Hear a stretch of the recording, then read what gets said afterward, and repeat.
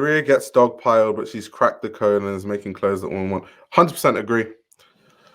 100% agree. And that's why, like I have my personal opinions on designers, like, for example, going back to Demna. But in, like, certain ways, I'm also humble enough to say that my opinion actually doesn't matter, because at the end of the day, he's making loads of money for Balenciaga and it's selling really well, so he's going to remain there. So just because it's not my personal taste, like, who cares? People still buy it.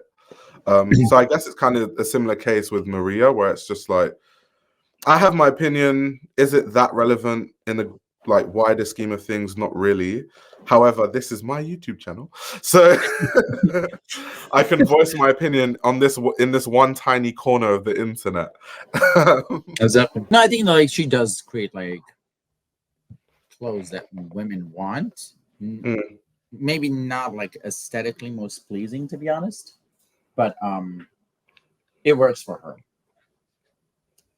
Yeah, and I think also because I'm not around a lot of the customer base of Maria's work, that's also why sometimes it's hard to understand how much it sells. I think the brand cachet of Dior is so high that she needs to provide a coherent collection, that she just needs to provide a coherent collection, and the existing customers will flock. That's true also.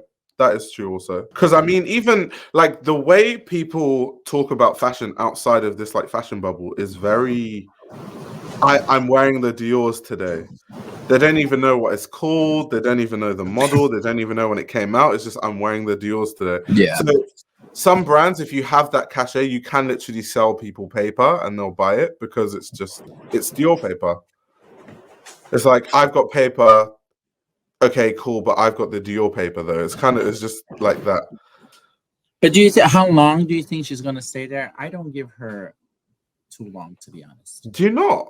No. I mean, I think her aesthetic is stagnated. I think I know what to expect every collection. Like, we're going to see some form of a bar suit. Yeah. There's going to be a feminist touch to it, which isn't necessarily bad, to be fair. Some of her feminist references are really cool, and then some of them are like, interesting. And then we're going to get the long skirts, the really, really long skirts. There's going to be, like, some reference to, like, some sort of empire, whether it's the Greek Empire or the Roman Empire. And it's just like, they're so, like, almost formulaic at this point. So it's almost like she's just there, just make money, make more money, but it's not really that interesting. I think that, like, especially now in a culture where everything is changing, she's been there since 2016. So that is, she's been there for 8 years now, which is a lot for a designer. Wait, has she been there for that long? Oh my God, time flies really fast. Right? 2016, right? Time flies really fast. Yeah. She's been there since 2016. So I have a feeling that they're going to give her a year or two and then someone else. But who would replace her though? I don't know. Who was before her? Raf was there. Yeah, Raf Simons, Dior and I, Folklore. Watch the documentary if you haven't watched it, Dior and I, which follows Raf Simons at Dior. Pretty interesting. That Grease show with the nasty sneakers was so bad it could have been. Oh my God, don't I forgot about that show. Don't remind me. Miss Sohi, are you trying to piss Leo off? That was on Leo's, like, no list. Exactly. He said no. I think, Leo, what do you think? What, Daniel Roseberry, Miss Sohi, or who else? I think he said, what's his name again? Harris Reed. Harris Reed. Okay, yeah. Leo, question for you. You have to pick one of the three to replace Maria. That's an interesting question, actually. Leo, who would you pick? Leo, I need to know. You gave us the three options. You have to answer. This is prime time entertainment. It's very much a question like, what is the lesser evil? Demna to Dior? Oh, hell no. Oh, God, no. Hell no. Oh no. Leo said he'll pick Daniel out of the three. Interesting. Okay, fair. Why? It's like, let's further inquire. Exactly. I'm curious. Oh, Met Gala is in 3 weeks from today. Oof. Yeah, very soon. It's gonna be a shit show. Why did you say that? Is it What? because of the theme? Yeah. I'm telling you, see. You'll see. Like, it's gonna be a disaster. It's gonna be so bad. Honestly, like there's gonna be like florals on florals on florals. What is it again? Like Sleeping Beauties? No, that's the exhibit. Oh, The okay, the Garden of Time or something like that. Oh, yeah. Daniel is not as offensively awful as Harris or Miss Sophie. I like Miss Sophie. I actually really like Miss Sohi. That's what I mean. So it's like, Do you think that there's a world where Galliano can go back to Dior? I think it'll just be so controversial, no? Well, I think that like isn't like this year his comeback year, like with the couture show and then the documentary. To be honest, the documentary. Did you see it? Did you watch it? I haven't watched it. No, I haven't seen it yet. I heard it's really good, but my friends basically told me that it's very PR-y. Like the way the documentary is made, it's kind of trying to. It's almost like it was made with the aim of clearing his image, rather than just telling a story in it like it's like the proper way, like saying, looking at the good, the bad, the ugly, and all that stuff. Yeah. But yeah, I haven't seen it. I really want to watch it though. I will watch it I at do some want point. to watch it. He's an amazing designer. He is amazing. Correct. I mean, like it's a stain that he's always going to have. Why do people want a Galliano back in Dior? Guys, that's not going to happen. It's never going to happen. Even though I don't think, okay, it would be controversial. I don't think it would be as controversial as people think. Yeah. I think that he has been excused by like big players in the Jewish community. And like, so I don't think he would get loads of kickback from that side of things. I just think in general, some people might just feel like, should he be given that role again? But like, do we know a designer going back to the house besides Carl? No one else, right? Because Carl went to Chloe like twice. That's the only designer that I know that like went back to the house that like he left. It doesn't happen. It's again like CEOs shitting on their decision. You know, they're not going to fire someone and just be like, no, come back. We love you here. You know. Yeah, true. So I don't think like that's I don't think it's happening, to be honest, anytime soon. The most important thing is that Bernardo and Galliano have reconciled. But yeah, anyway, going back to what you said initially, yeah, I do think this is Galliano's comeback year, to be honest. It is kind of weird, though, that this is his comeback year, because I think that, you know, those Swalk collections, especially during COVID, when he had those like documentaries showing the whole process and stuff. Yeah. I thought that was really good. And I thought it was also really interesting. I thought from that point he would have had the comeback, but I think those collections, for some reason or whatever, they didn't resonate. But there was like Swalk 1 and Swalk 2. I like both of those collections. I thought they were amazing. No, I mean, like, to be honest, like he's doing Lord's work at Margiela, to be honest. Yeah. He's doing Andy went back to her brand. No, Stefano Gallici. He's right? Galati, yeah. Is that how do you pronounce his last name? I think it's Stefano Galati. I could be wrong though. Let me Google it quickly. But yeah, it's quite interesting with Stefano because you know, I met Stefano Gallici is Stefano Gallici. But you know, I met him in Italy when I was doing the ITS thing because he was also one of the judges. Oh, nice. And it was so odd because obviously I'm such a big fan of the brand. And why? What happened? No. He didn't do anything. He's a really nice person. It was just really weird because, like, I might critique some of your collections in the future. Sorry in advance. It's fine. That's what we signed up for. Literally. That's why whenever I see Garam somewhere, I'm like, okay, buckle up. But I got so much insight about the way that Andy House is running, which is very, Yeah. very fascinating. That was really fast. Like so many moving heads. Andy Minamista is kind of like really back involved in the brand, which obviously was kind of the case that we knew anyway because of the store and the fact that Andy Minamista Serax is in the store and she's had this new perfume that she made, even though it's being sold by the house now. So she's really involved. But I didn't know that she also now is so involved that sometimes she might like waltz into the studio and stuff. I didn't know that. I was like, oh, nice. interesting. The last collection was definitely more Galliano than Margiela. 100% yes.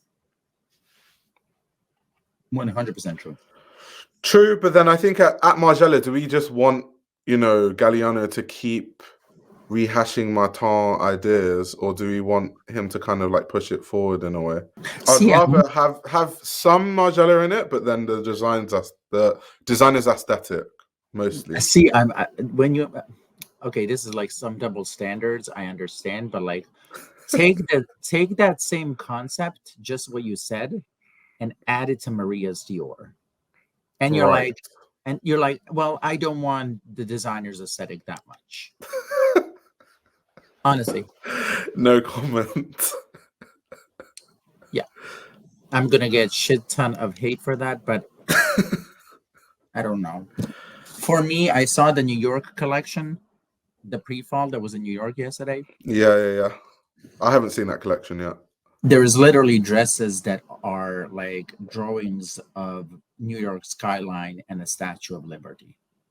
Oh no. Like, it looks like a graduate. I wrote it on Twitter. I said, like, it looks like a graduate collection, but that would be offensive for graduates. Because, like, I feel like graduates put a little more depth into, like, what they want to present. It just seemed not a bad collection. Not a bad collection overall, but there were, like, a couple of pieces that I'm like, Jesus, why? Honestly. Oh, my God. Honestly. She brings out Alicia Keys. No, she didn't. She didn't. No. She didn't. That would have been a good touch, though, but no.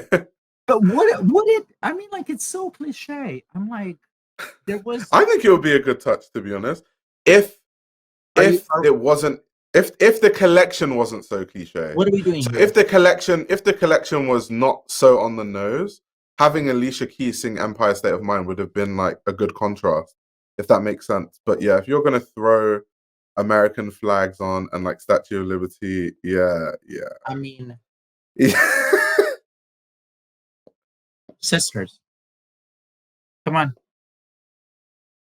I mean, hello.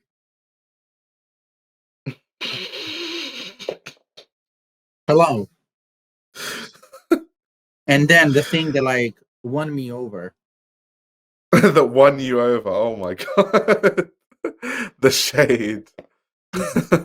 Jesus, where are you? Jesus, where are you? Oh, wait, no, it gets worse. Where's the back of that dress? Wait. Uh-oh. Oh yeah. Oh no, this took me out. This took me out, bitch. Wait. Oh, here we go. So she did this kind of like Amelia Earhart look. Yeah. Which is whatever. It's fine. I wasn't like this. Right? Oh wow. But wait, it gets worse. Because look at the back of this jacket. Do we see the flag? Oh. I mean, oh no. Why is Jesus allowed? And it's a nice jacket. The jacket is not that bad, but like half French, half American flag cut on a diagonal. As a society, we're better than this. This is not the world that Christian Dior wanted. It's not. It just ain't cute. It just ain't cute. There were some couple of nice pieces, honestly. I'll give her that. Yeah. Oh my God. The back of the jacket looks like Pepsi. Oh wow.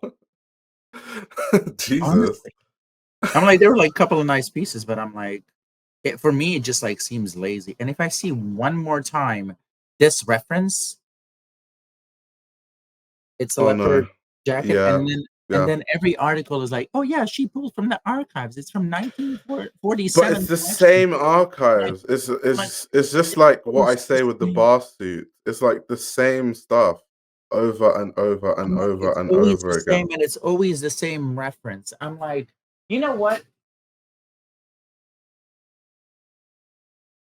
Do you know something I also love about Alessandro Michele, going back to him, God bless her. But is is the campaigns. I found his campaigns really, really fun. Let me see if I can put one on the screen right now. can we pull Um, some from this, please? God bless you. Please, let's pull some from this. If I see that fucking Just leopard, giving Maria design cues. I swear. Do something, Charlie. Oh yeah, his campaign's wrong. The campaigns are always so much fun. Yeah. No, no. You know what's hands down, if not the best show that he did, in my opinion. And I know that people are going to hate me for saying this. Uh-oh. Um, Gucci Aria with Balenciaga thing. Okay, okay. I clothes wise, I wouldn't agree, but Yeah, moment wise, I would. moment wise, no. Clothes wise, it was okay. Yeah, But that video and everything, like everything about that video, hands down, yeah. was I agree brilliant. with that. Was I brilliant. agree with that. One of the best things that I've seen in fashion in the last couple of years, honestly. Yeah, the moment was huge. It was like really big and amazing, and like, yeah, it was also kind of unexpected. Like, who would expect Gucci and Balenciaga to literally? Yeah, Correct. that was insane. Correct. I love his campaigns. What are designers lacking when they attempt to pull from archives if it's just the designer's experience slash life? I think it's to do with like, so as a designer, you have to have a very strong design identity. And when you have that, regardless of what archive you pull, it will inherently look like your work. So let me give you an example. If Rick Owens was creative director for Dior, he could actually make a bar suit that would actually just look like a Rick Owens jacket, but you would still be able to see it's a bar suit, if that makes sense. True. So that's where it's kind of designers can do that. It's kind of what Alessandro Michele did at Gucci. Not to say that Gucci have like deep archives, because they don't, but Alessandro Michele would take like the horsebit loafer idea and then make a Princetown mule. That's kind of like adding your maximalist understanding to things in a very classic loafer and then making it this like firm mule. That's what makes referencing interesting. But with Maria, the references just aren't interesting. It's just very on the nose. It's very obvious. There's no design identity. I don't even know what her design identity right now is. I mean, like just what you said before, like we know what we're going to get. It's pretty much the same thing. You know, it is this like clothes that women want to wear? Yeah, honestly, yeah. I mean, like if I was a woman, I would wear some of her stuff, but not all. Maybe like 5%, maybe 6. I'll be nice because it's Tuesday, maybe 8. But for me, what? For me, it just like doesn't. I don't know. I find beauty in like more interesting stuff. I'm like, if it's black Right. pants and a white top, I get it. I mean, it's nice. I get it. But like, give me something. This YouTube channel runs on your support. If you want to support the channel, you can subscribe to my Patreon. You'll gain access to exclusive content that includes everything from my Patreon podcast, where I give a behind-the-scenes insight into the fashion industry, as well as a fashion book club, where I review my favorite fashion books. You can also check out my fashion ebook, which highlights the best fashion journalists to follow, definitions of common fashion terminology, and how to determine what a good source of fashion information is. The links to everything are in the description below.